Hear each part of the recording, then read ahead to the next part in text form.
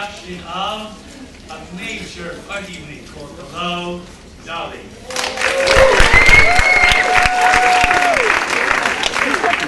We have a sellout audience. I got the feeling we have more than a sellout audience. So we're going to hopefully start and help the latecomers get in here as expeditiously as possible. This evening's program is being especially videoed, so if you always clap very loud. Okay.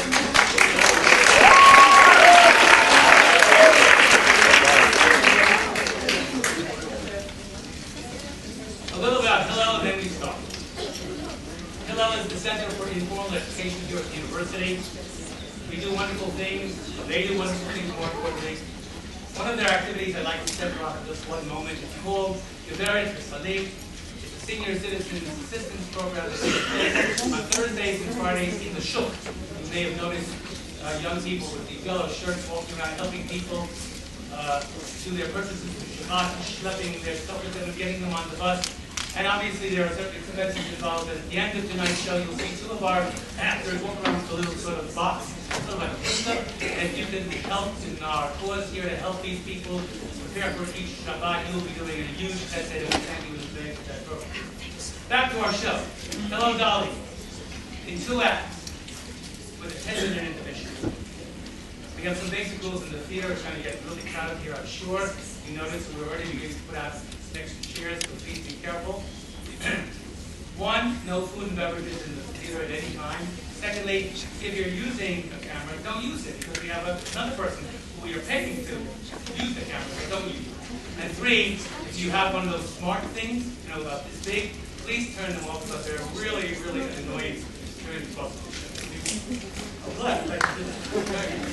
Everybody now is going to take the moment out, press the button, and make it go to sleep for 2 hours. Yeah. Some acknowledgments around the horn of people that you should know are involved in this project. And then we're on. First of all, back there doing all of our lighting and sound is not only an amazing, amazing sound engineer, he happens to be the City of Jerusalem's senior sound and engineer, and all over the place you see his projects almost every day of the week. Would you say thank you to Reuven Laytush?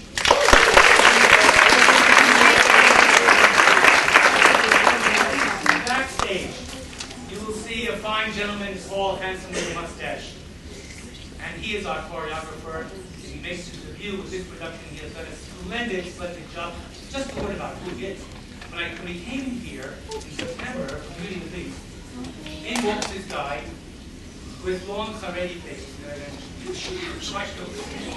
He said, yes. I said, you tell me a little bit about him. He goes, I'm a professional ballet dancer from South Africa. I said, sure. And it turned out that sure he is. So say thank you backstage to Avichai.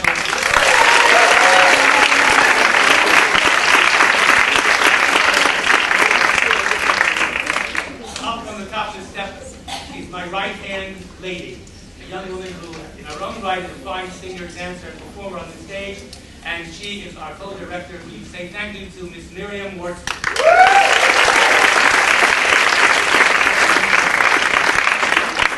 Now a word about these people. Okay? So let me tell you about these people. Okay?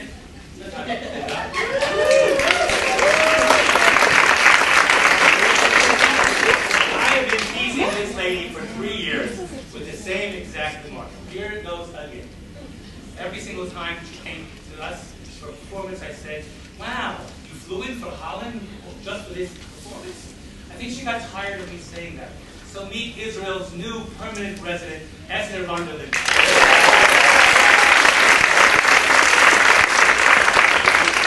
Now, hello, Dolly. It's about a trumpet. And Louis Armstrong died a long time ago. And we had to replace him. And we went to the Jerusalem Academy of Music and found my young Barlinski.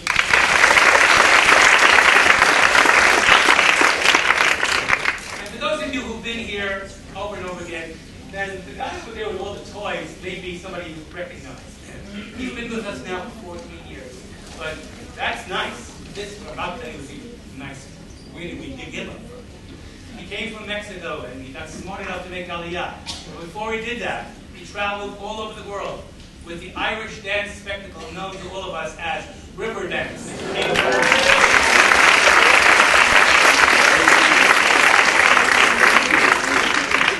every night I say this, and every night I mean it. There's only one person in the city, Jerusalem, in the English-speaking theater world, who is known as the Maestro. Maestro, Paul.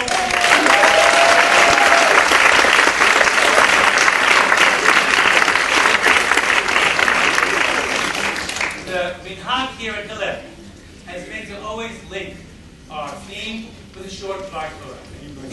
And how is that supposed to work with this show? What you're about to see.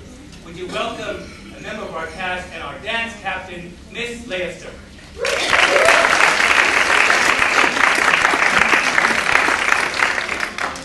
Good evening, and welcome to Hello, Dolly. Dolly is based on an original farce written by Thornton Wilder in 1938. In 1955, Wilder revised the title of his work, calling it A Matchmaker. There are two detailed cases of matchmaking in the Tanakh: Isaac to Rivka and Ruth the Moabite to Boaz. There are many others. In Isaac's case, Abraham sent his trusted servant Eliezer to search for a match among the maidens of Haran. He found the virtuous Rivka, who not only gave him water, but watered his camels as well. Isaac married Rivka, and the genealogy of Jewish nationhood began. The match of Ruth to Boaz was far more complex, as it involved a Moabite widow, a determined mother-in-law, and the ancient ritual of Yipum. Both cases resulted in obvious success. The first came Yaakov, the third patriarch, and the 12 tribes of Israel. From the second came David, king of Israel. Matchmaking is far from just a Jewish concept. Nation-states throughout history formed alliances by matching nobility to nobility. It was a function of court policy, and was the glue that treaties between nations were bound by. Matchmaking has been part of Jewish tradition for centuries. It has formed the foundation of Hasidic dynasties. It is the primary basis for how Haredi marriages are arranged today. It is the core theme of the legendary musical Fiddler on the Roof. Today, countless singles meet their bashert via the matchmaking process, formal or otherwise. It is a computerized industry with websites and Facebook pages. It's a part of our sociological thing and will probably remain with us for many years to come. Hello, Dolly is a comical look at the art of matchmaking, or meddling in this case. It brings together people from different backgrounds and, well, hopefully they all live happily ever after. This is our second production this season, and the third in our newly renovated Rachel Simon Theater. We thank the Simon family for their magnanimous support. Waiting backstage are 27 actors, all decked out in their 1890s attire. Next Hanukkah, we will proudly celebrate the 30th anniversary of the Beit Hillel Theater Workshop. In honor of that occasion, we will be performing the legendary musical and motion picture, The Sound of Music.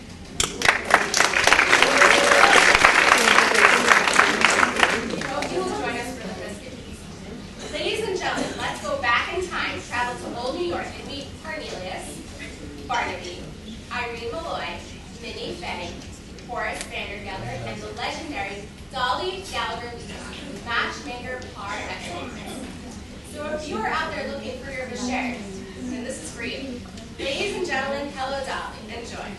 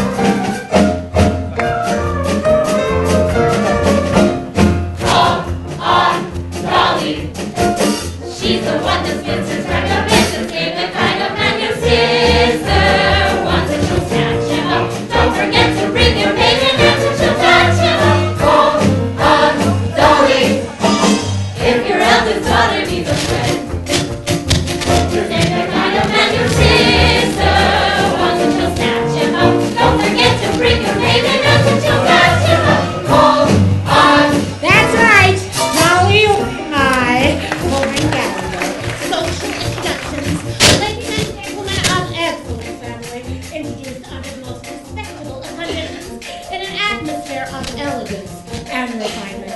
Object, matrimony. Now, I won't be able to offer my usual lighting service today, as I'm on my way to Yonkers, New York, to arrange the second marriage of a Mr. Harvey Van Gelder, the well-known half-a-millionaire. As my late husband from Levi always said, that means he's got about 60,000 cash. But I'll do my very best to make sure that you're carried across somebody's threshold before the week is out. Now, I might also mention that I'm available for financial consultations, instruction in the guitar, mandolin, short distance hauling, and varicose veins reduced. Call on Dolly. She's the one that spends her recommendations. Maybe the kind of man your sister wants to just snatch him up. Don't forget to ring your maiden and to just catch him up. Call on Dolly. Mrs. Levi! Mr. Kemper, the artist. Oh, you know I'm something of an artist myself. I do those silhouettes with the scissors and the black paper.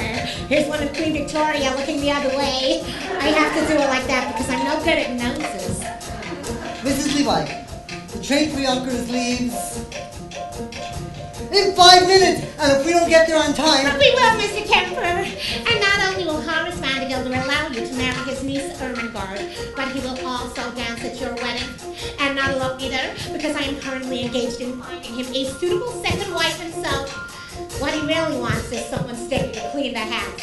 But as my late husband Ephraim Levi always said, marriage is a bride. To make a housekeeper, then she's a householder. I know all about it, Mrs. Levi. Half of New York says he's going to propose to Mrs. Irene Malloy this very afternoon. Which is exactly why I'm on my way to Yonkers this very morning and can take on your case and knock off 4 love for 1 stone or whatever. I'll throw it them, I'll see. And, well, will you look at that? I have nothing to pay my fare with. Only large bills, 5s and 7s and Let me see if I have something here. Mrs. Levi, I hope this isn't a wild goose chase. Oh, and speaking of poultry, I'm also available for fresh Jersey eggs. Surgical corsets reboned, ears pierced. Mrs. Levi! Wouldn't make a kind of man your sister wants it, she'll snatch him up. Don't forget to bring your maiden and to she'll match him up. Call on Dolly. If your eldest daughter is a friend. Tell me, Mrs. Levi, what's in all this for you? A living, Mr. Kemper. Some people paint, some sew. Metal. I have always been a woman who arranges things for the pleasure and the profit it derives. I have always been a woman who arranges things like furniture and daffodils and lies. When a man with a timid tongue meets a girl with a diffident air, why should the tortured creatures beat around the bush when heaven knows Mother Nature only needs a little push? So I put my hand in here, I put my hand in there.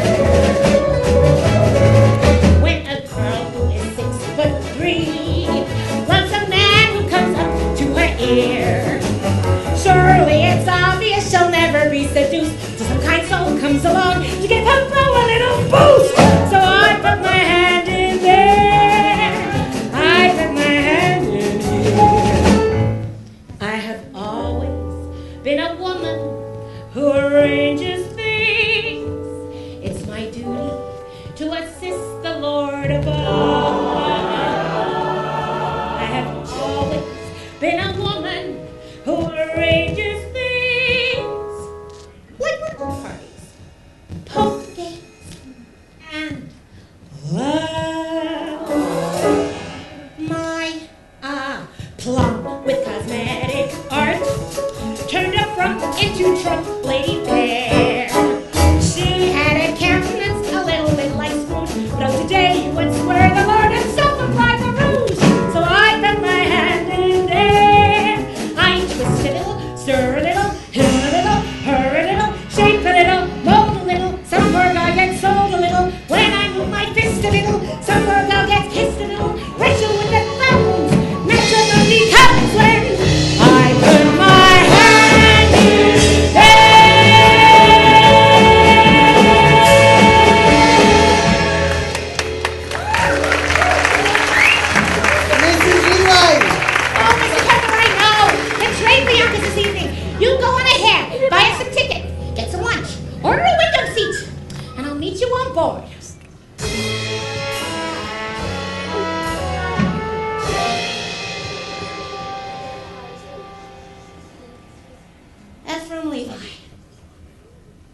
going to get married again.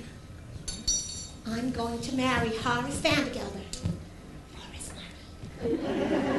And send it out there circulating among the people like rainwater, just the way you taught me. And I want a sign from you, sometime today, that you approve. Oh, it won't be a marriage in the sense that we had one, but I shall certainly make him happy. And I'm tired of living from hand to mouth. So I want that sign. Mrs. Levi! Sometime today. I know, Mr. Kemper. You'll get to Yonkers. We'll make the train. You'll marry Ermengarde. Just leave everything to me. For when my little pinky wiggles, some young maiden gets the giggles, then I make my knuckles active. My, he's so attractive. Then I move my index digit and we both begin to fidget. Then I crease my palm, the preacher reads a psalm, and I burn my hand in red.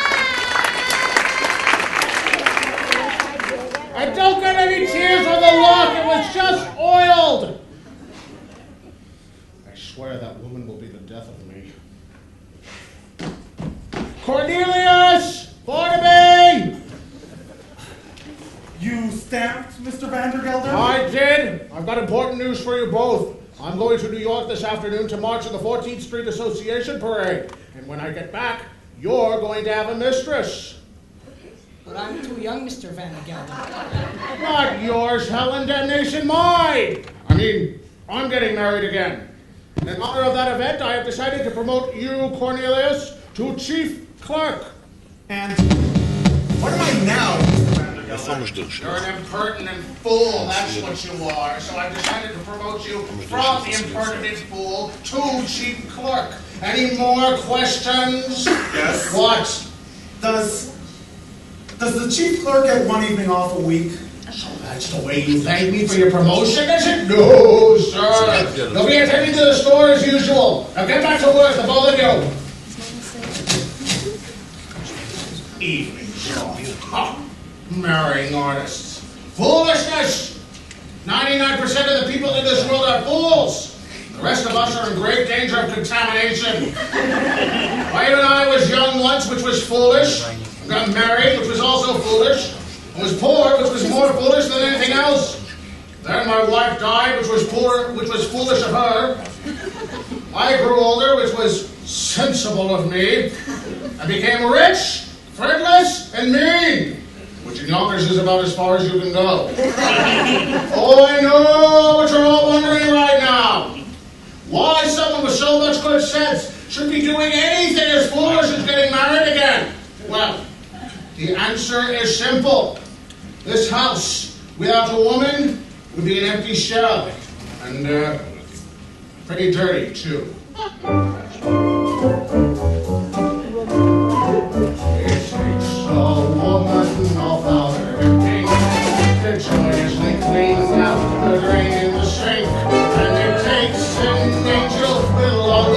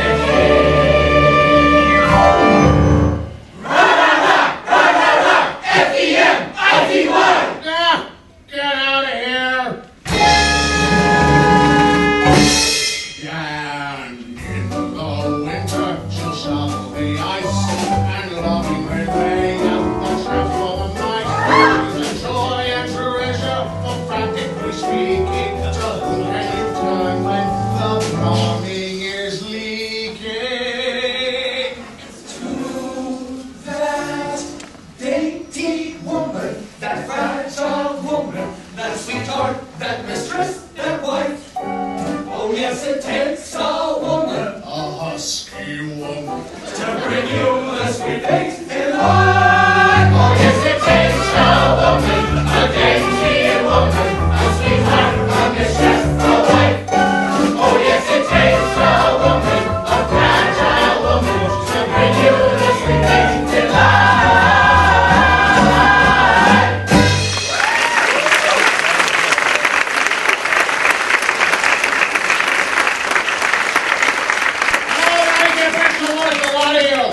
Go on. Congratulations. 1,000 congratulations. What? Congratulations, Mr. Van Gelder. All of New York is buzzing with the news that you practically proposed to Irene Malloy. The streets are lined with eligible young ladies prostrate with grief. Oh, my congratulations. And sympathy. Sympathy? Oh, did I say that? A slip of the tongue, that's all. No, I'm delighted with the happy news. After all, she wasn't easy to unload. Although, you know what people say, although I, for one, never believe the rumors. Rumors? What rumors? Oh, nothing to get upset about, Mr. Van Gelder. According to all known facts, her first husband passed on quite naturally. It's just that he went so sudden. A few spoons of chowder that she prepared special for him, and but it didn't happen to anybody. It doesn't mean a thing. Just a word of advice. Eat out. Hold on, Mrs. Levi. Are you saying that Mrs. Malloy... Oh, I need to say nothing, Mr. Van Gelder. Just friendly advice. Keep away from the chowder. By the way, she's ordered her wedding dress. It's beautiful. You should see it. Black. So, as I was saying, congratulations on your forthcoming nuptials, and may you rest in... Oh, I mean, may the harmony of angels watch over you both. Particularly at dinner. Now, hold on a second, Mrs. Levi. You introduced me to Mrs. Malloy, and rumors or not, I intend to call on her this afternoon as arranged. Very well. And there's nothing left for me to do than to go back to New York and to tell the other girl, the heiress, not to wait. What did you say? Oh, nothing. A word. Heiress. Particulars, Mrs. Levi. I demand particulars. Her name. Her name. Her name. Money. Ernestina Money. What a lovely, lovely name. Picture, if you will. Hair as shiny as a newly minted dime. Eyes as big and round as silver dollars. Skin as mossy as an old greenback. Oh, I can feel her now. Age 19. Weight 102. Waist 47. Waist 47? That's with the money belt. Now, I can arrange for you to meet Miss Ernestina this very afternoon. No, I ain't got no time. I've got to take my niece Ermengarde to New York this afternoon until she forgets about a certain Ambrose Kemper. Oh, I can do that for you, Mr. Van Gelder. I'm very good at arranging such things. And then I'm marching in the 14th Street Association Parade. What a coincidence! Guess who's been chosen to ride the main float? The spirit of 14th Street? Why, Miss Money? Her mother was a cash, you know. All right, Mrs. Levi, I'll meet Miss Money at the end of the parade. But I still intend to pay a call this afternoon on Mrs. Malloy. My, the races you make me run. Very well. I will meet you outside Mrs. Malloy's hatch up on the bench at 2:30 as usual. One more thing, Mrs. Levi. Suppose I decide against Mrs. Malloy, but I don't like Miss Money neither. Well, then, I have one more name on my list. A name I know as well as my own. But let's not go into that now. It'll all come up in good time. Don't you worry about that. Oh, Horace, wait till you see Ernestina. A vision. A dream. It takes a woman all powder and paint to joyously clean out the drain in the sink. And it takes an angel with long golden lashes and soft prison fingers for dumping the ashes. Yes, it takes a woman, a fragile woman, a sweetheart, a mistress, a wife. You know it takes a woman. You know what, Frank? I think I'll have that room over there done over in blue wallpaper. Yes, blue. Ermengarde, Ambrose, come on out here. We've got plans to make.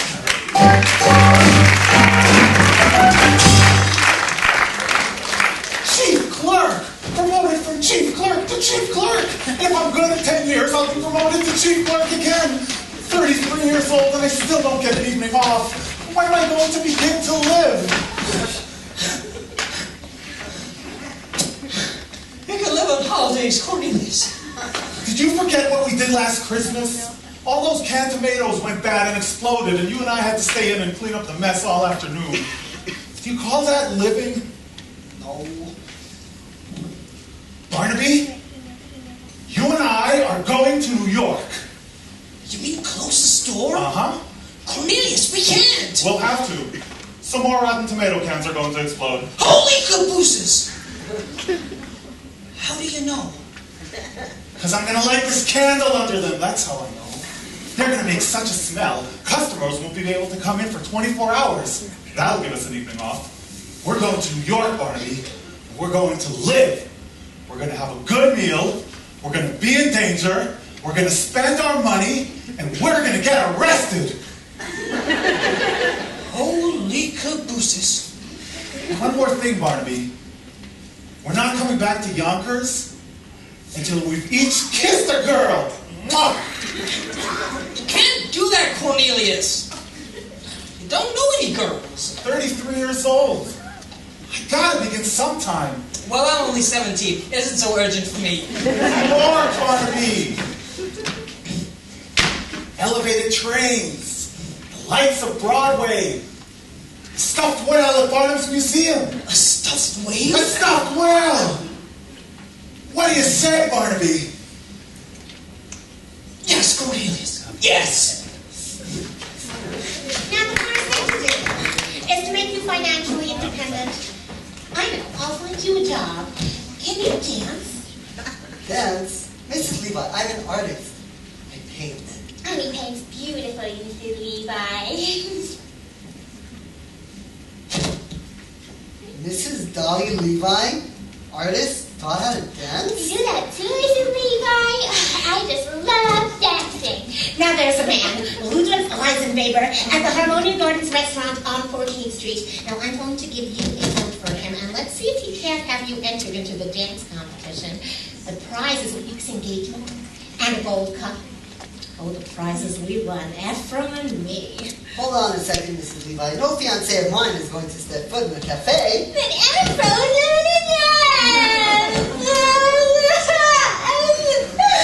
And if you don't mind my saying so, I'm surprised you have acquaintances in a place like that. Not acquaintances, Mr. Kemper. Friends. Dear friends from days gone by. My husband, Ephraim Levi. He believed in life. And anywhere you could find it.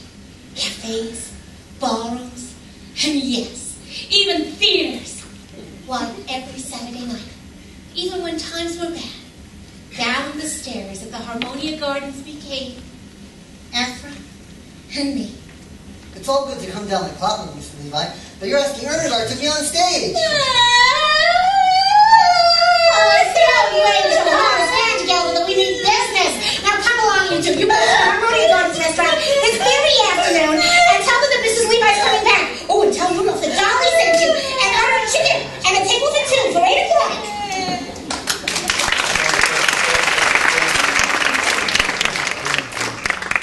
The bottom row looks all right, Cornelius. Oh, now hold the candles under the ones on top. Oh, not too close. They swell up like they're ready to bust. Holy cabooses! I can smell it up here! Let's get dressed, Barnaby! We're going to New York! Out there, there's a world outside of Yonkers. Way out there beyond this hick town, Barnaby. There's a slick town, Barnaby. Out there.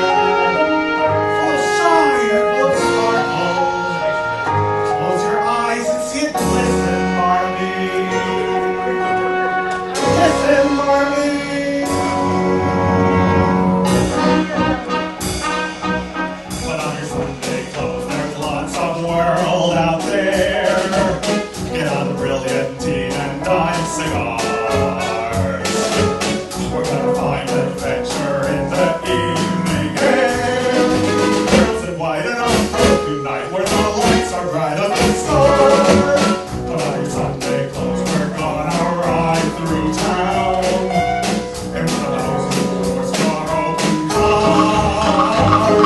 we'll see the shows of your motherhood, we'll close around the world, and we won't come home until we kiss the girl. When you feel down and out, so come sweet and have your picture took. Just like a dream, your spirit seems to turn about. And sunny side is the certain sign that you feel as bright as you cool. Make your parents so the world is all a smile. It makes you feel brand new down to your toes. Yeah, you plans, your past plans, you wish to have that all. There's no one that makes you something cool. Wow! Holy good snow! The time someday comes when you feel down and out. So have a seat and have your picture took.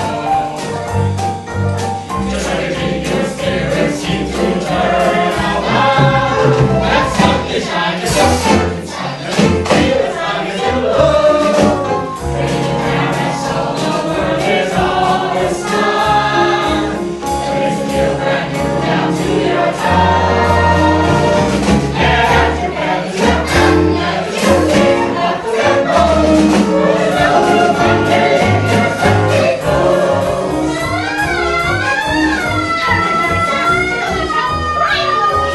We have to miss the train yet, my lord. Lovely. Now get all the other pieces. We're 7 minutes late. Oh, Lord!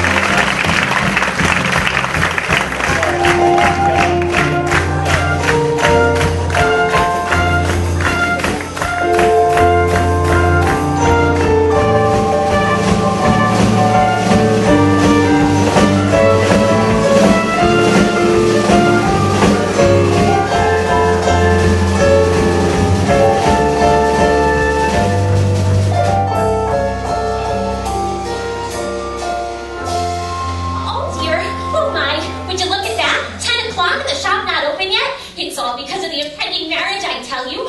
What marriage? Oh, I thought you knew. The marriage Mrs. Levi is arranging between Mr. Horace Vandergelder, the well-known Yonkers half-a-millionaire, and my employer and friend, Mrs. Irene Malloy. Although if you ask me, he'll never take the place of her late husband, Mr. Peter Malloy. May he rest in peace. Wherever he is, I'm not sure. He was a solicitor, you know.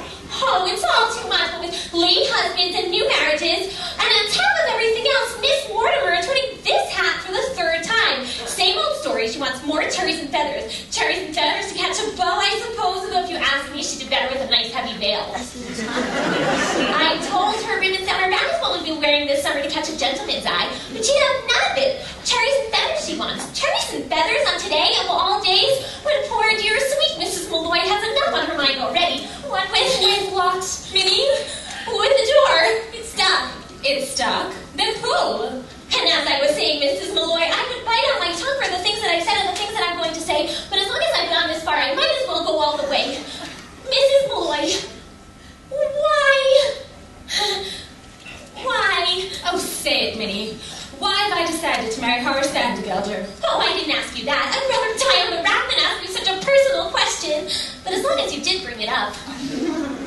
I am marrying Horace Vandergelder for one reason, and one reason alone, Minnie. I hate hats. Mrs. Malloy. And I can no longer stand being accused of being a wicked woman without anything to show for it. Mrs. Malloy. Oh, don't protest, Minnie. All milleresses are suspected of being wicked women. That's why I can't go into balls, or theaters, or restaurants. It's all the proof they'd need. You mark my words, Minnie. Either I marry Horace Vandergelder, or I break out of this place like a fire engine. Oh, no, not Miss Mortimer again. Miss Mortimer, I'll take care of it. No, Minnie, leave it be. You can make another hat for Miss Mortimer if you like. I'm wearing this one myself. Mrs. Malloy, you can't. You're a widow, and that hat, well, it's provocative, that's what. It is? Well, who knows who will walk into the shop today? And provocative may be just what I want to be. Mrs. Malloy!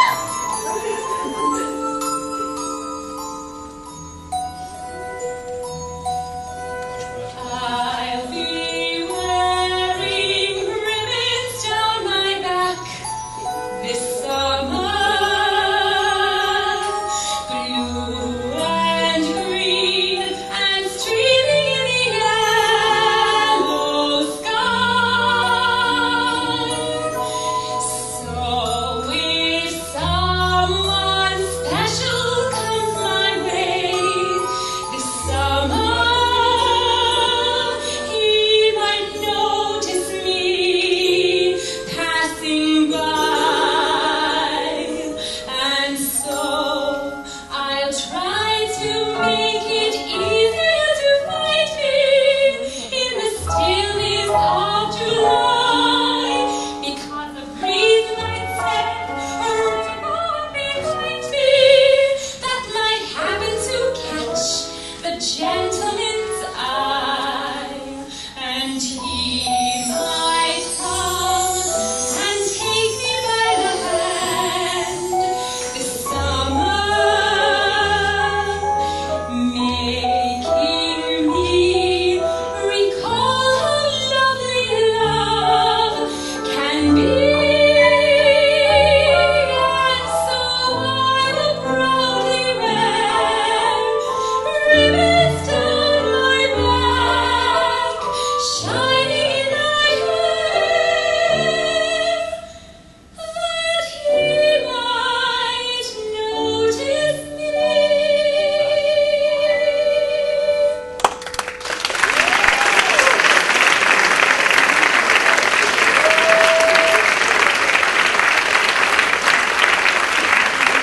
Mrs. Malloy, a wild person's gonna make me ask this next question that I'm about to ask, but I'm gonna ask it anyhow.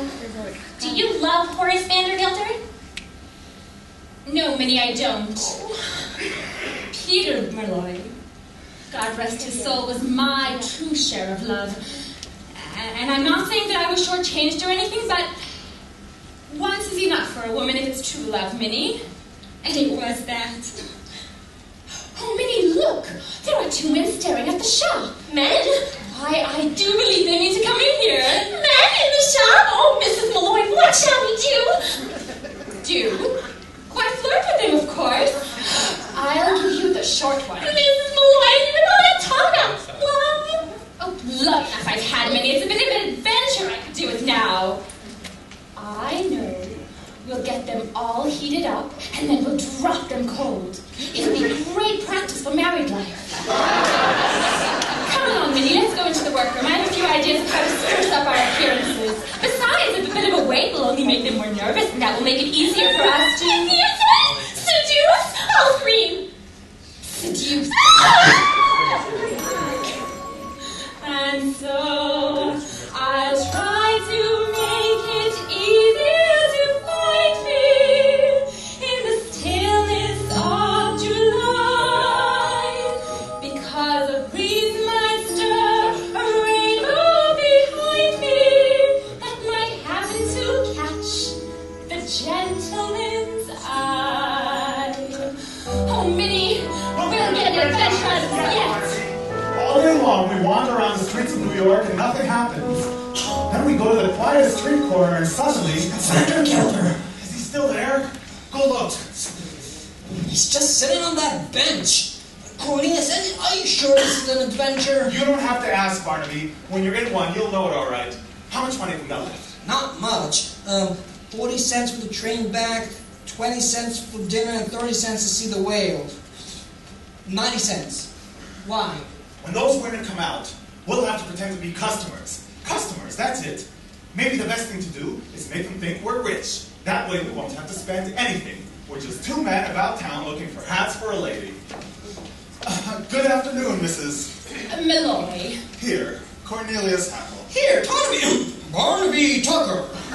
Good afternoon, gentlemen, and what can I do for you? Oh, well, a hat, you see. about town Two looking ladies for hats from for a Malloy, lady. We want a hat. For a lady, of course. And everyone said to go to Mrs. Malloy's because she's so pretty.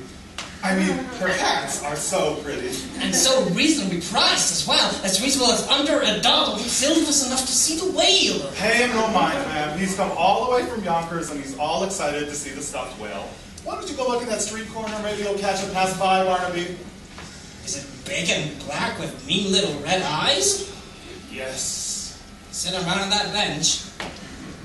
Excuse me, Mr. Hackle, but did you say Yonkers? Oh, yes, ma'am, Yonkers. And forgive me for saying this, but you should see Yonkers. By that I mean perhaps Mr. Malloy would like to see Yonkers as well. Oh, I'm a widow, Mr. Hackle. You are? Barnaby, she's a widow! That's too bad. I'm sure Mr. Malloy would have enjoyed Yonkers, especially in that hat. On you, of course, not on Mr. Malloy, may he rest in peace.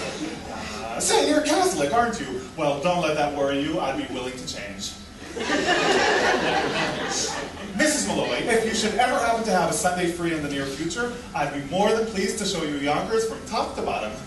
Well, as a matter of fact, I plan to be in Yonkers very soon myself. Really? Yes, you see, I have a friend there. Do you? Yes. Oh, perhaps you know him. Perhaps we do. Although it's always foolish to ask in cases like these. It's a Mr. Vandergelder. Horace Vandergelder? The Vandergelders, hey, Yes. Do you know him? No. I understand Mr. Vandergelder is quite a substantial man and very well liked. A lovely man, Mrs. Malloy, just lovely. Has only one fault as far as I know. He's hard as nails. Cornelius! Take a look at this man over here. Help us, Mrs. Malloy. We'll explain later. Mr. Tucker! I assure you as innocent as can be, Mrs. Malloy. Mr. Hackle! Mr. Tucker, come out of here at once or else I'll be forced to call it... Mr. Vandergelder! Mrs. Malloy? I don't suppose Mrs. Levi is here, is she? She was supposed to meet me on that bench about 10 minutes ago. Well, she could just go looking for me as far as I'm concerned. When I make an appointment, I like people to be on time. Oh, here's a present for you. Chocolate-covered peanuts, unshelled. That's the expensive kind. Oh, by the way, did I just hear you talking to two men? Men? Oh, men, Mr. Vandergelder. What would men be doing in a ladies' hat shop? Do come along into my workroom. I'm so anxious for you to see it. I saw it last week. So you did. Well, Mr. Vandergelder, what's new in the hay and feed business? I understand you have 3 friends so hard as nails. What on earth are you talking about? Yonkers, Mr. Vandergelder. I understand it's a beautiful city. And just who, may I ask, has been telling you about Yonkers? Nobody. A friend. What friend? Well, you see, he was... He? A customer, Mr. Vandergelder, someone very well to do, as a matter of fact. He was in here today buying hats for ladies. Perhaps you know him. Although it's always foolish to ask in cases like these. It's a Mr. Cornelius Hackle. Did you say Hackle? Why, yes. He just happens to be my chief clerk is all. Mrs. Malloy, I demand an explanation. And I'm going to give it to you. Why shouldn't you know Cornelius Hackle? Everybody knows Cornelius Hackle. Why, he's here at the opera. He's in the most fashionable homes. He's at the Harmonia Gardens restaurant at least 3 times a week. That's impossible. He only has $146.35, and I keep it locked in my own safe. Mr. Vandergelder, you're killing me. He's one of the Hackles. They built the canal. What canal? The canal. Both. I ain't the same man. Who pulled the horses out of Genuine's carriage and dragged them through the streets? Why, it was Cornelius Hackle. And who dressed up as a waiter at the Fifth Avenue Hotel and dropped an oyster down Mrs. Astor's. Oh, I can't say it, but it was Cornelius Hackle. Oh, dear. Irene, I can see you're just as taken with him as everybody else. Oh, Dolly, what are you saying? I only met him for just like... There's a man in there! Now see here, if there's a man hiding in that closet... No, Mr. Vanderbilt, you can't. It's too dangerous. No man that hides in a lady's closet can frighten me, Mrs. Levi. Stand aside. No man, indeed. Why, I bet you could make short work of any man. Those muscles. I can see them rippling back and forth under your coat. Ripple, ripple, ripple, back and forth. Ripple, ripple, ripple. For the last time, Mrs. Levi, will you stand aside? Stand indeed. And that's exactly what you're going to be accused of in the law courts when you're accused of entering a closet without a search warrant. I mean, what do you stand for if you don't stand for the law of this great land? I know what I stand for. Stand for murder. Murder and a hot for orphans. Take your service. You see him on the legend. And the triumphal line. If you see him as he's traipsing through the great song, and on. Has this not affected you, sir?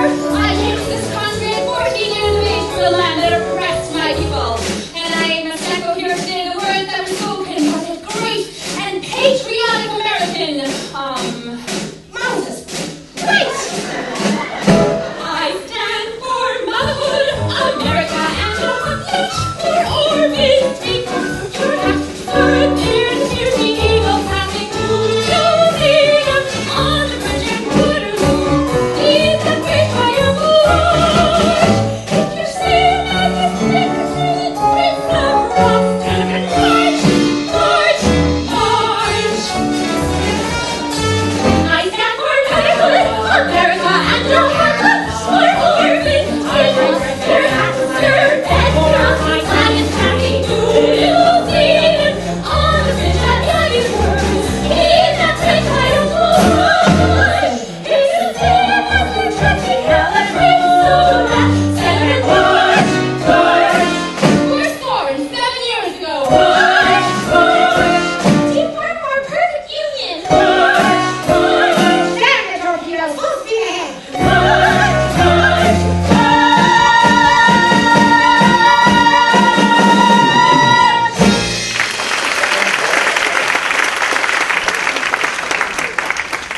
So you see, Mr. Vandergelder, there couldn't possibly be a man in that closet. God bless you. Mrs. Malloy. All right, Mr. Vandergelder, there is a man in that closet. Huh? And another one under this table. What the devil? There also happens to be a perfectly good, reasonable explanation for everything. But in the meantime, good afternoon. Good Lord, the whole room is swarming with men. I'll never get over it. I take it I'll see you this afternoon at 2:30 as usual. You certainly will, Mrs. Levi. Along with a certain young lady on the main floats at the end of the parade. Good day, Mrs. Malloy. Mrs. Malloy, I can explain everything. You see... I do not wish to hear an explanation, Mr. Hackle. Just you and Mr. Tucker. Get out of my store, else I'm forced to call the police. Why, Reed, calling the police is letting these two off far too lightly. Not the law courts. That's where these two belong. I've been counting up their offenses, and we have grounds for at least 2 writs. A non-compos mentis and a harassment. But the important thing is to let them think you've tried to settle it amicably first. Have dinner with them. Dinner? Is that absolutely necessary, Dolly? It's the way of the law, I mean. Dinner first, harassment afterwards. Well, if it must be, Mr. Hackle, Mr. Tucker, you may take Minnie Fay and myself to dinner. Delighted, Mrs. Malloy. I speak for Barnaby as well. And now I hear there's a very nice restaurant down at the train station. The train station? Oh, no, Mr. Hackle. If the Harmonia Gardens are good enough for you and your sort, they are good enough for us. No, we couldn't possibly go there. Now, don't misunderstand me. It isn't the money or anything like that. It's the whale. It's the whale. No, it isn't the whale, Barnaby. It's the dancing. A place like that, they have exhibitions, contests even. I don't know how. It would take me weeks, months, years to learn. And Mrs. Dolly Levi, 33-year-old chief clerk, taught how to dance. Now it's very simple, Mr. Hackle. You put one hand here and one hand here. It's no use. I have absolutely no sense of rhythm. Absolutely no sense of rhythm is the primary requirement of the Galileo Levi method. Just give me 5 minutes of your time, Mr. Hackle. I'll have you dancing in the streets. Now let's start with lesson 7. The waltz cake turn. Right foot touch, left foot touch, back behind around and touch, swirl and twirl, release. Lovely. When I think of the hundreds of women who'll find heaven in your arms. Let's go back to lesson 1. Put your hand on her waist and stand with her right in your left hand. And 1, 2, 3, 1, 2, 3, 1, 2, 3. Look, I'm dancing. Well, I was dancing. Take that, someone whose arms you're in. Hold on to her tight and spin. And 1, 2, 3, 1, 2, 3, 1, 2, 3. Wow, I'm dancing! Turn around and start floating through the air. Can't you hear a little more stick?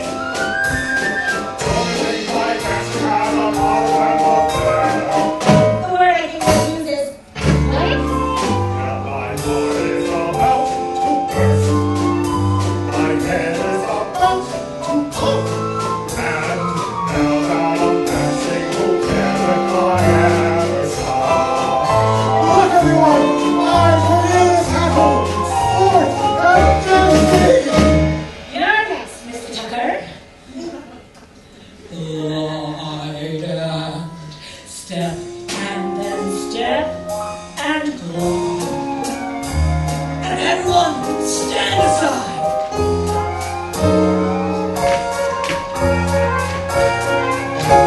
He's dancing! You learn to poker if you want to be corso. Or you can go in your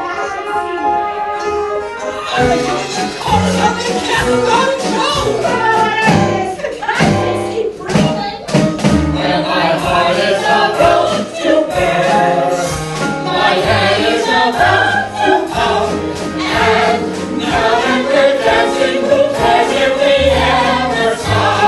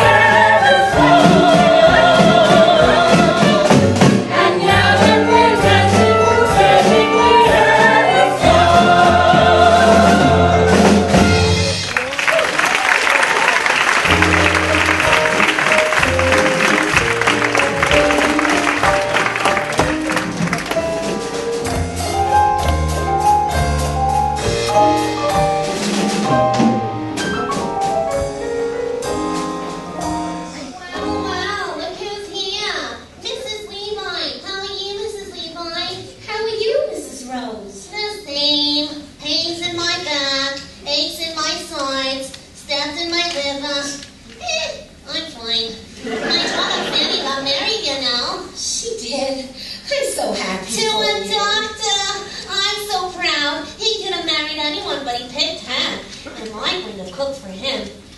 It's been a long time since you've been here, Mrs. Levi. Such a long, long time. Oh, and guess who's going to be a Bobby? Me! I hope you also have such happiness, Mrs. Levi. Bye-bye!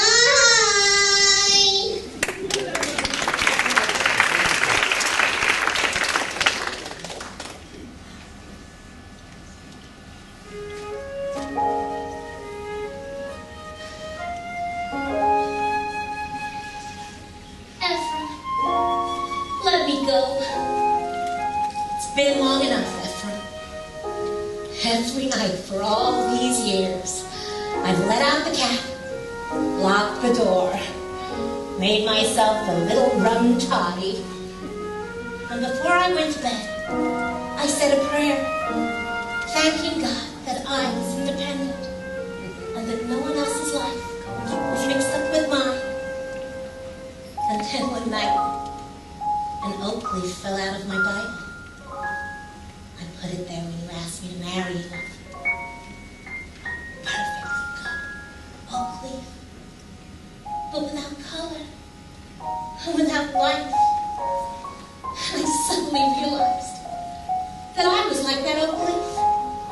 For all these years, I had not shed a single tear, nor had I even allowed myself the hope that something or other might turn out well. So, I've decided to rejoin the human race. I want you to give me away before the parade stop passes by, before it goes on, and only I'm left. Before the parade passes by, I've got to get in step while there's still time. Dolly, Cornelius is taking us to the 14th Street Parade. Say you'll come with us? Why, Irene, you're crying. Oh, Dolly, the world is full of wonderful things. Say you'll come? I will, Irene. I will. Before the parade passes by, before it goes on and only I'm left. Before the parade passes by, I've got to get in step while there's still time left. I'm ready to move out in front. Life without life has no reason or rhyme. With the rest of them, with the best of them, I wanna hold my head up high. For I gotta go again, I gotta try.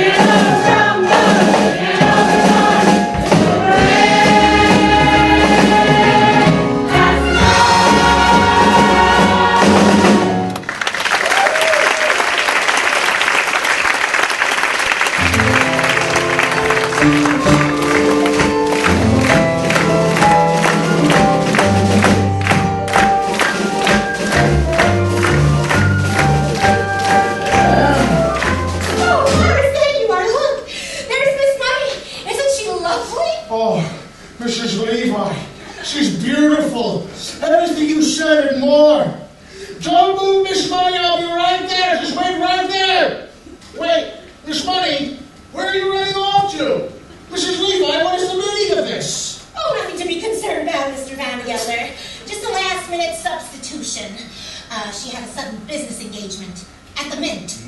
They ran out of cash and she's helping them out. But she'll meet you in front of the Harmonia Gardens restaurant this evening. That's the most expensive restaurant in the city. And so it should be. The food. And the fastest waiters in New York.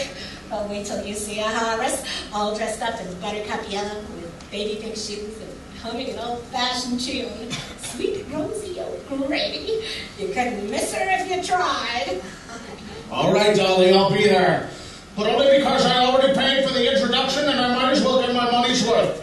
But from here on in, you are hereby discharged as my marriage broker. Is that clear?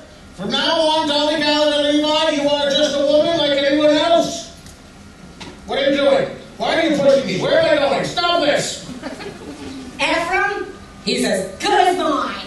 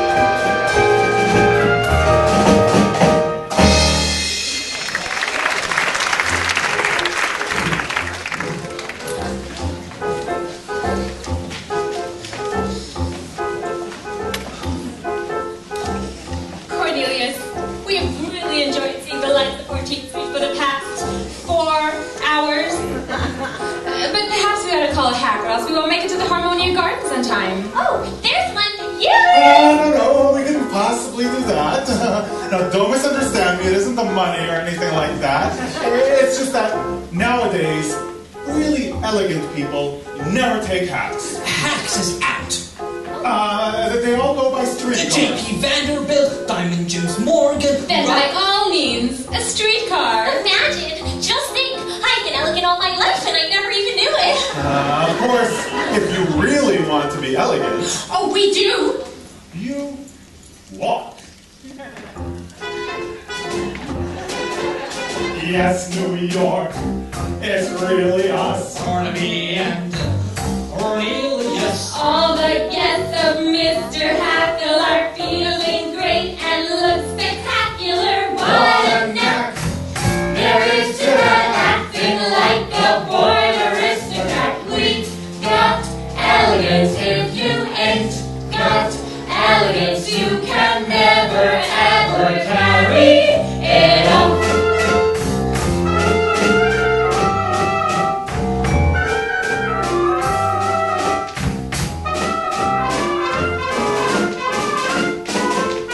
All who are well-bred agree Minnie Faye has pedigree. Exercise your wildest whims tonight. We are out with diamond juice tonight. Could they be misleading us? Silver spoons were used for feeding us. We've got elegance. If you ain't got elegance, you can never ever carry it up.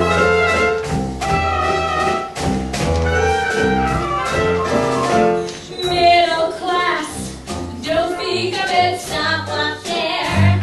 We reek of it. Some were born with rags and patches on. We use dollar bills for matches and Vanderbilt, kowtow to us. J.P. Morgan straights and bows to us. We got elegance. We were born with elegance. Have you noticed when I hold my cup, the saucer never moves?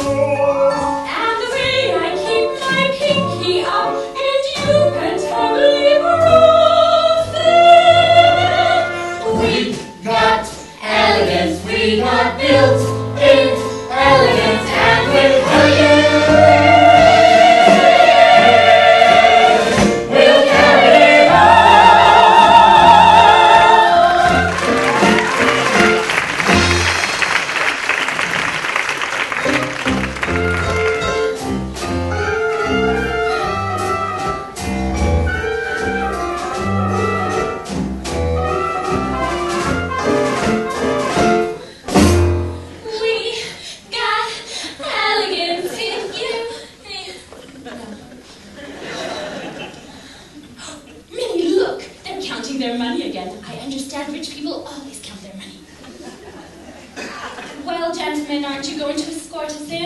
course, Mrs. Malloy.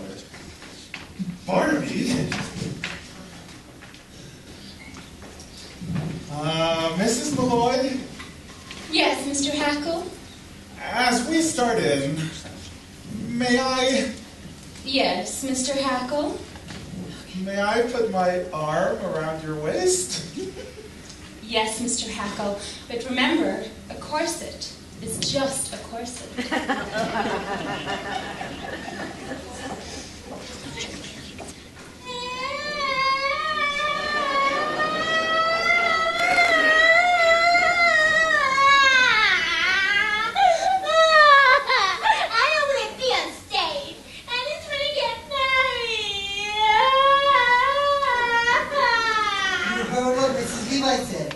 The only way to show your uncle that we mean business.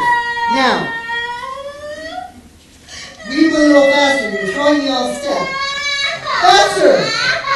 That's it.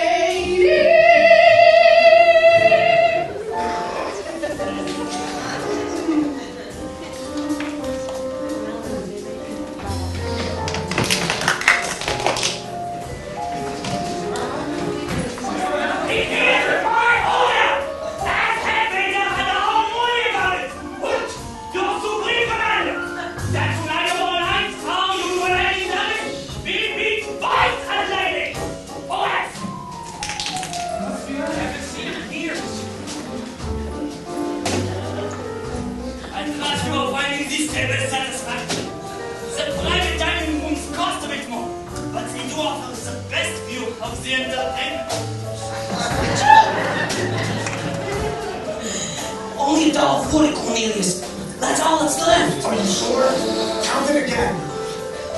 Prepare yourself for a big night, Minnie. We're out with two of New York's biggest sports. I didn't make a mistake, Cornelius. It's only $1.35.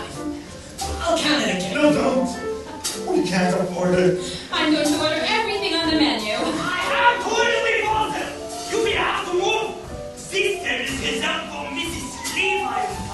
And just who do you think I am? Only it's Horace Vandergelder and party. She's in my and party. I ain't in hers. Mr. Vandergelder, of course. It's just that Mrs. Levi mentioned nothing about you bringing another. My personal physician. That's enough rouge, doctor. What? Mrs. Levi only ordered chicken for two? Chickens! Chickens are dear! Une pâté maison, soupe de jour, une pomme soufflée. Why didn't you tell us this was an Oriental establishment? We'll take 2 bowls of rice. Now get out! Get out! And this money, I understand you keep respectable sums on you? Yeah, $2. Only it's in my gun. It's sweet of you to worry about our reputation, Cornelius, but Minnie and I don't care who sees us tonight. Well, Minnie, what have you decided? Oh, I couldn't order anything at these prices. I really couldn't. Great rhinestones, what a sensible girl. Waiter, we'll have 4 glasses of beer, a loaf of yesterday's bread, and some cheese. Yesterday's bread. Oh, Cornelius, now I see how you keep half of New York in stitches. Minnie, have you ever had pheasant? Pheasant? Say, why the clothes quick? You embarrassed or something? No, it's nothing like that. I just felt a slight chill. Oh. Well, why didn't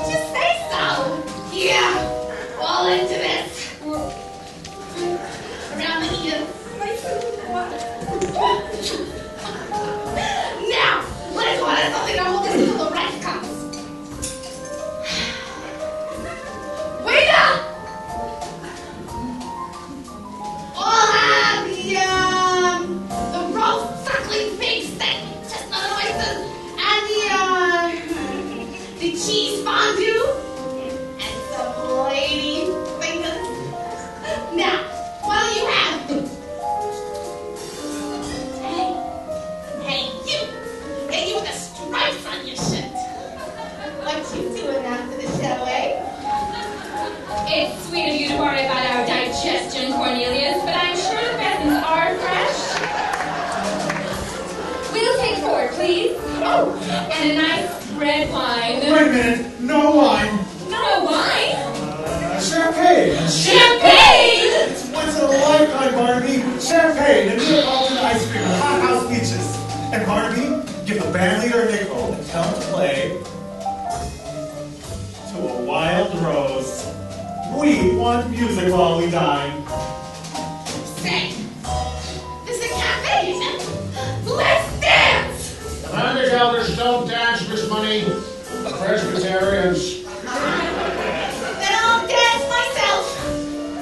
Here's $2. Give it to the band leader and tell him to play something refined. I can dance now!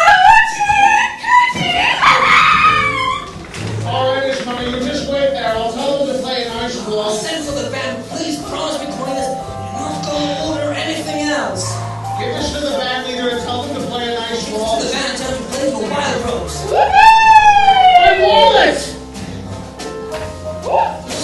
Miss Money, get off the table. You're dancing in the stew. Get off! And 2 more pheasants, please. Cornelius! Cornelius! Did he say 2 more pheasants? 3 more pheasants! 300 more pheasants! Pheasants for everyone! I don't mind if you don't see the lamb! I'll buy one of my own! Rudolph! Rudolph, sir! Sir! Sir! Rudolph! Rudolph, sir! I'm here! Sir! Help me! What have I told you about something? Did you know how morning you're going to get up? Not one of the women, sir! The lady! It's her! What? Are you sure? Sir, 8 o'clock on the news. Up was a carriage and up steps a tall lady with big hair and the biggest handbag I've ever seen. She's Levi! She's back! Is it true? I heard someone laughing out the window. It's Julia! Please, there's a man! What?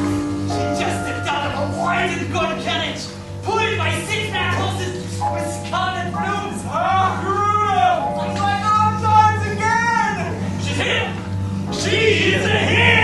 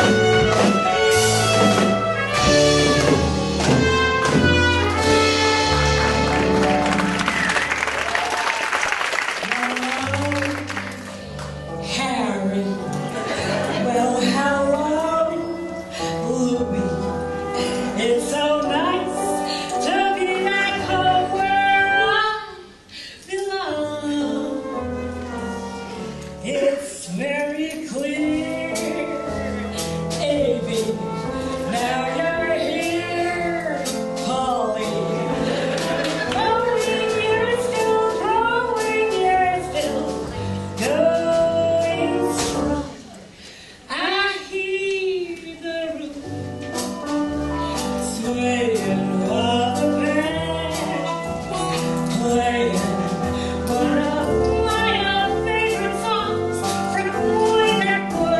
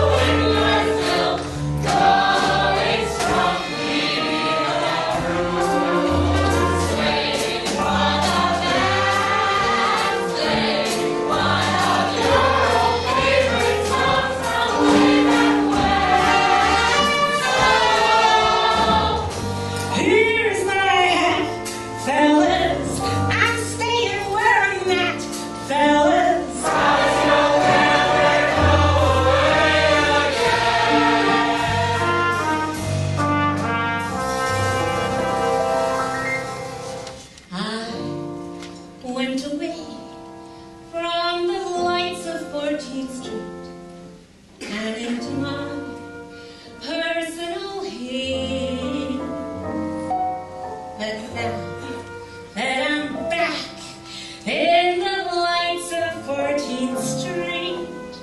Tomorrow will be brighter than the good old days.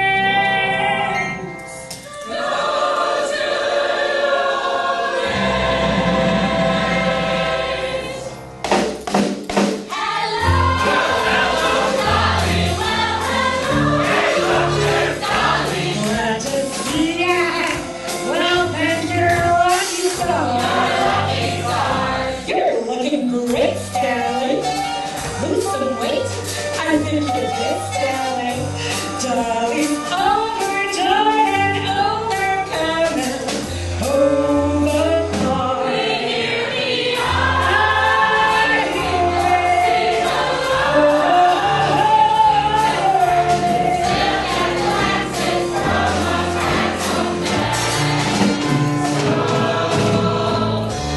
golly gee, fellas, find me a vacant room, fellas.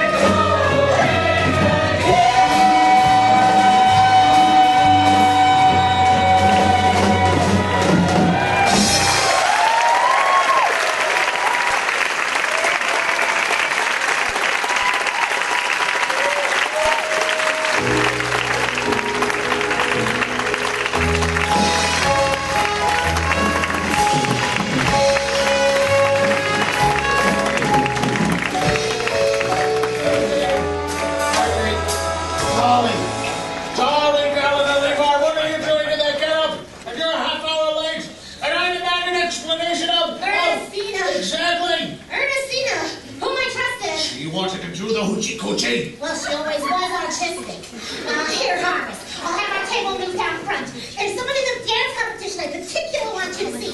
But let's not talk about it anymore. I'm as shocked as you are. I couldn't eat a thing. What have you ordered? But you wanted a chicken. Now about that hoochie-coochie girl. Did you say a chicken? Oh, no, not a chicken. Not today. Not after everything that's happened. I couldn't face a chicken. Oh, good. Cancel the chicken! And order a turkey!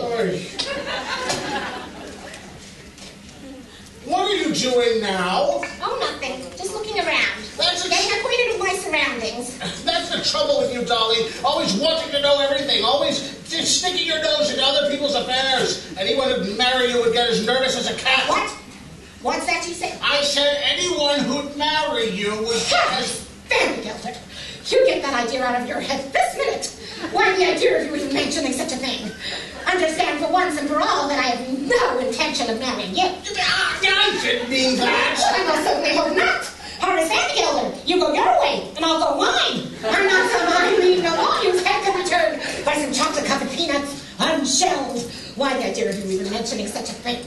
Mrs. Levi, you misunderstood me. Well, I most certainly hope not. But if I were to even entertain the idea of marrying again, it would be to a far more pleasure-loving man than you. But let's not discuss it anymore, because we both look upstairs. Rudolph, also Mr. Vandergelder. Now, here we are. Here's some light white meat and some dumplings. Oh, lighter than air they are. Oh, and some giblets, very tender and very good for you. Now, as I was saying before, Harvey, you go your way, and I'll go mine. Start riding on the wine, you'll feel better right away. But since you brought the matter up, there's one more thing I ought to say. I didn't bring the matter up at all. One more thing I ought to say before you forget all about it. It's true, I'm a woman who likes to know everything that's going on, who likes to manage things, but I would not like to manage anything as out of control as your household. That you're going to have to do by yourself, God helping you. It's not out of control. Very good. Let's not talk about it anymore. Here, Harris, have some beets.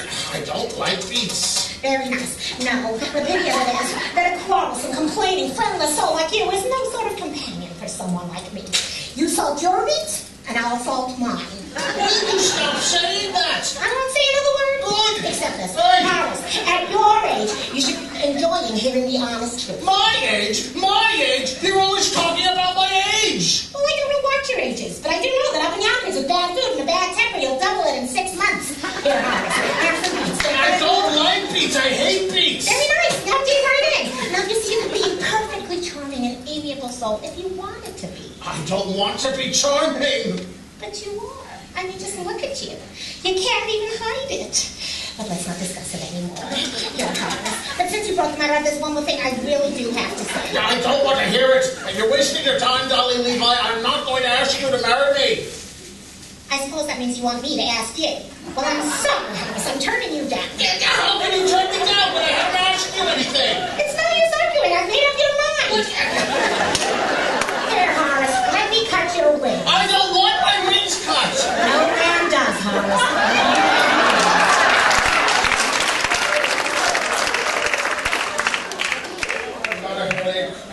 I need to go back to my hotel. Well, you can't go now. The competition's about to start. Waiter! Here's the money to pay for the dinner. Wait a minute. There's nothing in here but $1, 3 dimes, 5 pennies, and a button. This isn't my wallet. I've lost my wallet. Barnaby, that wallet you found. Impossible. I can't imagine you without your wallet. Vandergelders! Cornelius, we gotta get out of here!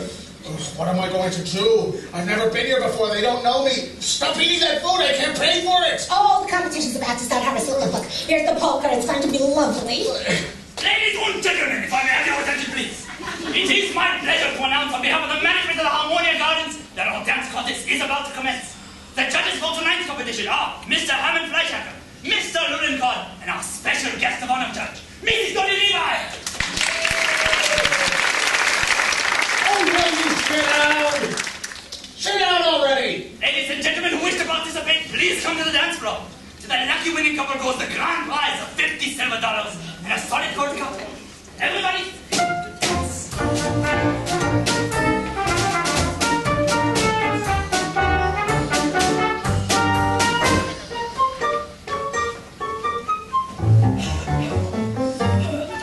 Look, Harris.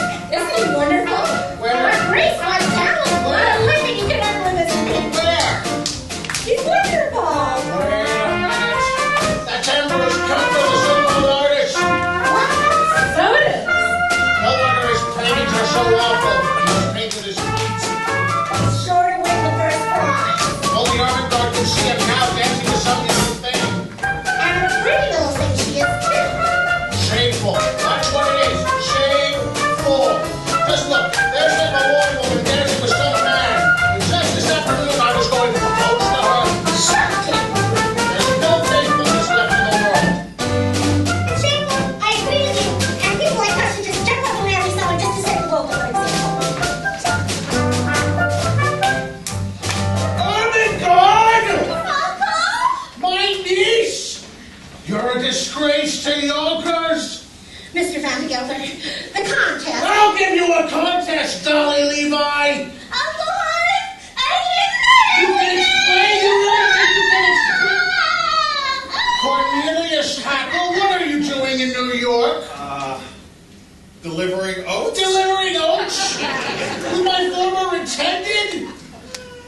sir are discharged. You can't fire me. I quit. What? And so do I! What? Barnaby Tucker? You're discharged too? You can't fire me. I quit. What? So do I!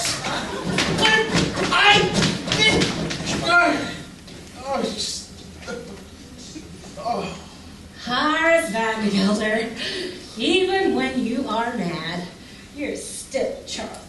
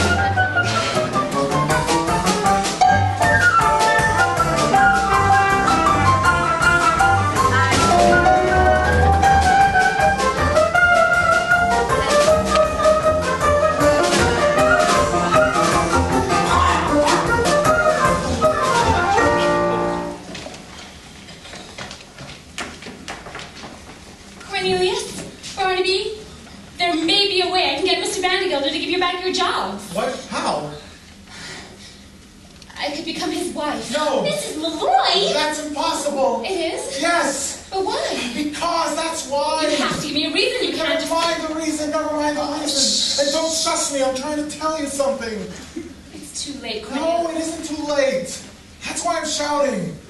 33 years. My whole life. I never did anything. I just worked, took orders, stayed in Yonkers, never went anywhere. And today, the most important thing that can happen to a man, and might have never happened, happened to me.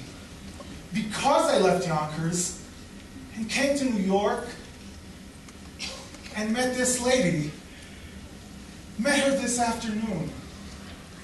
Cornelius, what are you talking about? Talking about none other than love. Love? Love? Cornelius, do you mean to say that after 33 years of living in Yonkers, you've fallen in love with me in one day? Oh no, I didn't fall in love with Mrs. Irene Malloy of this city in just one day.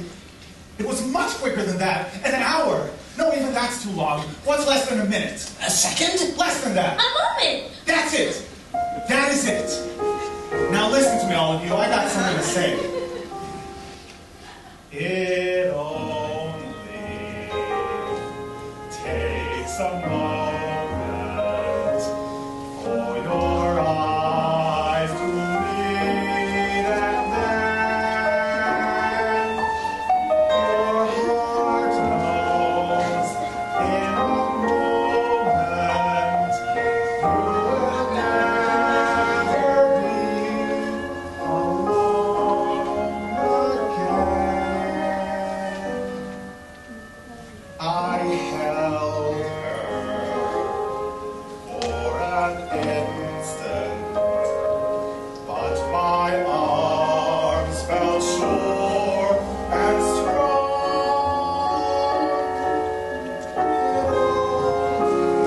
It takes a moment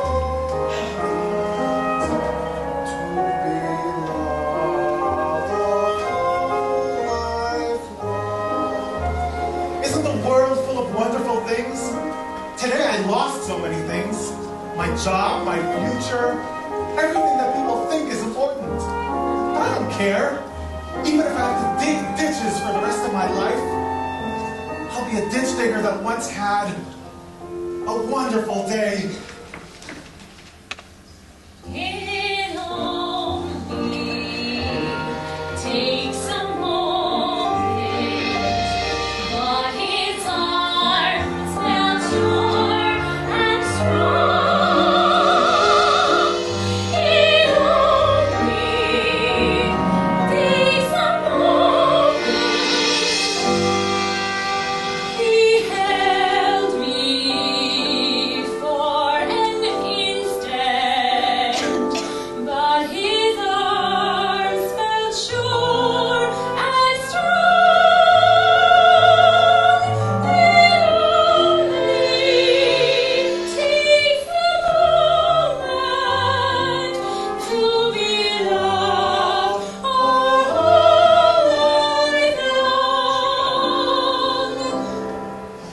is all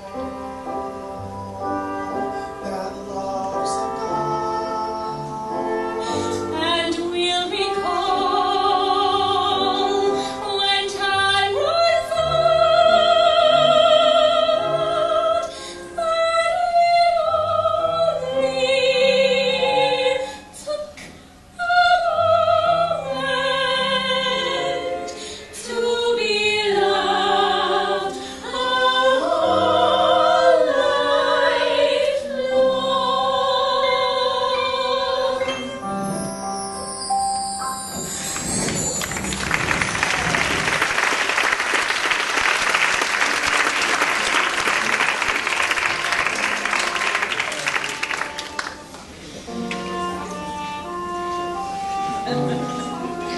Well, Horace, there's your life. Without niece, without clerks, without wife, and without your wallet. Looks like there's only one thing left to say. If it's to ask me to marry you, Dolly Gallagher Levi, never, not in a million years, under no circumstances will I ever marry you. Oh, no, Horace. That wasn't what I wanted to say at all. What I wanted to say was... Goodbye! Goodbye! Hold on, Dolly! It's no use, Horace. I failed. And when a woman fails, there's nothing left to say. Wait a minute! Goodbye! Goodbye! Goodbye! Goodbye! Goodbye! Goodbye! Don't try and stop me, Horace. Please!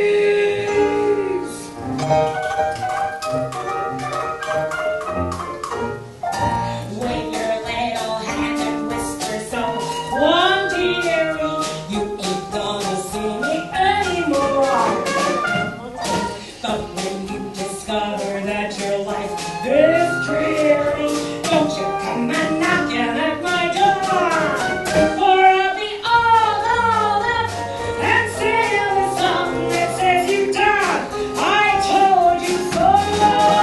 So with your little hand and whisper so. One dearie, dearie should have said that once so long ago. When you have treated me so rough and rough, I've had enough of feeling love. So wave your little hand and whisper so. One dearie, dearie, should have said that once so long ago.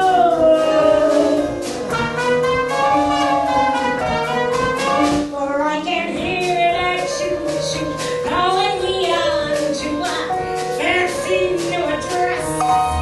Yes, I can hear that choo-choo calling me on aboard the Happiness Express.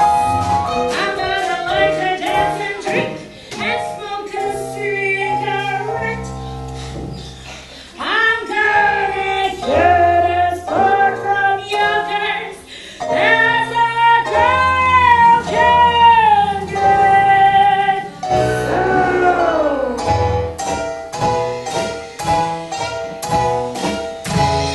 And on those cold winter nights, Horace, you can snuggle up to your cash register. It's a little lumpy, but it rings. Come and knocking, I'll be all rolled up and singing the song that says you died. I told you so. So, Horace, when you find your life's a sad story, when you see a dolly shuffle off to glory and bloodshed, and says that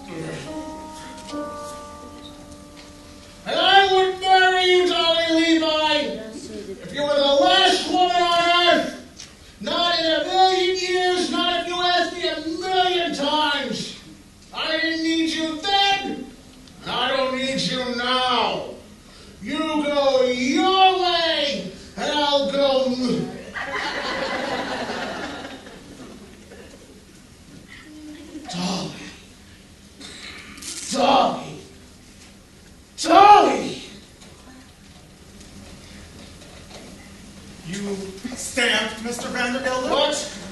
Oh, it's you. Come crawling back for your old job, have you? No. I've stopped by for my $146.35. What? You see, I've decided to start a business for myself. And since the only business I know is hay and feed, I'm opening my own store. And Cornelius has found the perfect location, Mr. Vandergelder, right across the street from you. So you think you can compete with Vandergelders, do you? Well, you just wait, Cornelius Hackle. Oh! Another one come crawling back for his old job, eh? What do you want? My salary for the past 4 months, $6.12. You can't do this to me, not any of you. No, go to the courts. I'll get my lawyers. Horace Vandergelder, as I live and breathe. If you aren't handsome in that outfit, so few men have the courage these days to wear that. Tami, Gallagher, leave. Oh, I know what you're going to say. You're not satisfied with Ernestina. Well, I have another girl for you, the ideal wife. But don't let me disturb you with doing something. What were you doing? Oh, getting Cornelius's money, Dolly. $146. And 35 cents. And my $6. And 12 cents. 12 cents. And the money my mama left me. $52.48. 38. 48. All right. If it's the money you jackals want, the safe is upstairs. Come on. Money. Money, money, money, money, money. Mr. Vandergelder's money. It's like the sun we want. It can kill or cure. Vandergelder never tires of saying that most people in the world are fools. And in a way, he's right, isn't he? Himself, Cornelius, Irene, myself. Yes, we're all fools. And we're all in danger of damaging the world in our folly if it weren't for the 4 or 5 human pleasures that are our right in this world. But those take a little money. The difference between a little money and no money at all is enormous. It can shatter the world. And the difference between a little money and an enormous amount of money is very slight. And that can shatter the world too. It's all in how we use it. As my late husband there from Levi always used to say, money, pardon the expression, is like manure. It's not worth a thing unless it's spread around encouraging young things to grow. Well, that's the opinion of the second Mrs. Vandergelder. Which reminds me, Ephraim, I'm ready for that sign. Be careful, you idiots! That goes upstairs! So as I was saying, Horace, I found you the ideal wife. Dolly Gallagher Levi, I don't want you to find me no ideal wives. If I want to go out, if I want an ideal wife, I will go out and find her myself. And I found her. And it's you. Damn it. Horace. I know I've been a fool because of that Mrs. Malloy and that other girl. But Dolly, forgive me and marry me. Horace, stop right there. What do you mean? You know as well as I do that you're the first citizen of Yonkers. Mm-hmm. And your wife, why, she'd have to be a somebody. Mm-hmm. Tell me, Horace, am I a somebody?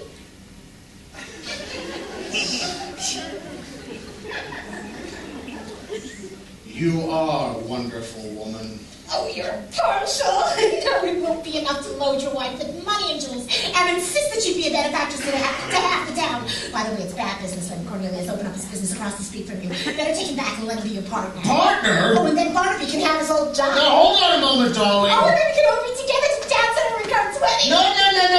Now you've gone too far, Dolly. I'll dance at no weddings. I don't know how. And it would take me weeks, months, years to learn. All right. I'll dance. Oh, Horace, I never thought I'd hear you say such a thing. I told you to be careful, you idiots. That goes in the front room. Oh, nothing. I've just decided to have the front room done over in blue wallpaper. Horace? I know the old wallpaper ain't peeling yet, but that fella's going to be setting up in business and he's going to need some help. Good start. You see, Dolly, I've always felt that money, pardon the expression, is like manure. It's not worth anything unless you spread it around a little. Thank you, Ephraim.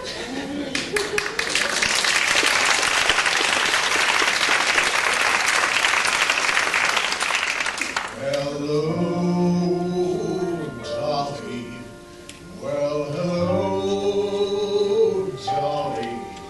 It's so nice to have you back where you belong. I never knew, Dolly, without you, Dolly, life was awfully flat and more than that was awfully wrong.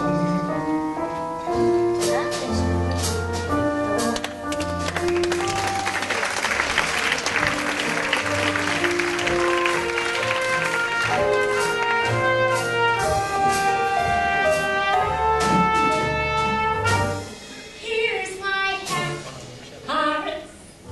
I'm staying where I'm at, Horace. I'll never